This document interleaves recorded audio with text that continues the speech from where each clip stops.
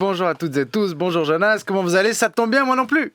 Eh ben non, j'ai bossé pour rien aujourd'hui. Moi j'aurais pu prendre mon texte de dimanche dernier où je disais que la semaine de la vaccination ça allait être naze et le mettre au passé. Bon, en même temps, j'avais pas pris beaucoup de risques. Et alors que j'étais à deux doigts de devenir l'Elisabeth Tessier de l'humour roman, qu'est-ce que j'ai pas vu venir? Le trou! Atolochna! Oh, mais le boxon pour les CFF! Vous avez vu les images du trou? Il est tout ça pour ça. Il est tout petit. Il a une si grande capacité de nuisance, on dirait Nicolas Sarkozy. Bon, donc, de mardi soir à vendredi matin, la ligne CFF Genève-Lausanne et Lausanne-Genève était aussi paralysée que Stephen Hawking qui se serait fait un lumbago. Résultat, mardi, des milliers de passagers n'ont pas pu rentrer chez eux avant tard dans la nuit. Les CFF ont même dû offrir des bons pour des nuits d'hôtel. On n'a pas dû comprendre quand il parlait de développer l'offre de nuit. Le but, c'est de dormir pendant que le train roule, pas en attendant celui du lendemain. Mais il y a quand même des gens qui ont pu rentrer chez eux avec les fameux bus de remplacement. On commence à avoir l'habitude. À force, moi, je pense que les Suisses allemands, ils vont croire que Zug, en français, ça se dit bus de remplacement. Mon histoire préférée, c'est celle du bus de remplacement, qui a dû être remplacé par un autre bus de remplacement, parce qu'il a eu un accident. Vous avez vu ça? Non. Rien de grave, je vous rassure. Je cite l'article du 20 minutes. Le bus a heurté son rétroviseur droit contre l'arrière d'un bateau remorqué par un tracteur. Mais quoi? Mais pourquoi il y a un bateau, un tracteur qui rentre dans un bus? Mais c'est quoi cette partouze de moyens de transport? Non, et puis les gens qui étaient dans ce bus, est-ce qu'on sait s'ils ont pu arriver chez eux? Je sais pas, ou il y en a qui sont encore encoublés dans leurs lacets. Bref, c'était pas la semaine pour bosser au CFF.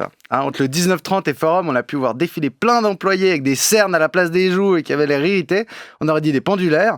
J'ai compté, on a eu droit aux interviews du directeur général, du directeur de la Suisse romande, de plein de porte-paroles, du responsable des infrastructures, et il manquait juste le responsable coupe-mulet des contrôleurs. En gros, les CFF, c'est une boîte où il n'y a que des responsables et des directeurs où il n'y a rien qui va. Mais ils se prennent pour qui, la RTS? Bon, ça va. Sur OneFM, un employé visiblement très en colère a dit qu'il fallait arrêter de les dénigrer. Alors désolé, les CFF, vous nous êtes chers, et je ne dis pas ça qu'à cause du prix de l'abonnement général. Non, on oublie trop souvent les choses bien que vous nous apportez et que vous nous apprenez, de la patience devant vos portes automatiques qui visiblement s'ouvrent qu'après avoir détecté 3 soupirs et 2 insultes, de la force dans les bras en essayant de caser n'importe quel déchet plus grand qu'une miette dans vos poubelles. Et bien sûr, la séparation en classe qui permet à Jonas de ne pas croiser des fans trop insistants ou pire, des pauvres. Et c'est vrai. Chers employés des CFF, on ne devrait pas vous prendre pour acquis. Quand le service est parfait, on vous dit rien. Et puis, quand il y a 2 minutes de retard, c'est un scandale. Ouais, c'est un peu comme être en couple avec un pervers narcissique. Non, il faut qu'on se prenne la main et qu'on se soutienne. Employés, usagers, usagères, et qu'on soit tous unis et tous ensemble pour détester les Suisses allemands parce que Berne leur a construit les meilleures infrastructures. Non, en fait, le problème des employés CFF, c'est qu'on sait qu'ils ne vont pas aller travailler ailleurs. Vous allez quand même pas aller bosser en France. Non, mais parce que la SNCF, c'est pas une compagnie de train, je suis désolé, c'est un sujet de blague.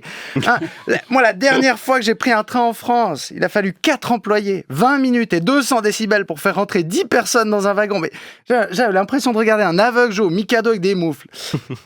Les CFF, on aime se plaindre, mais ça va.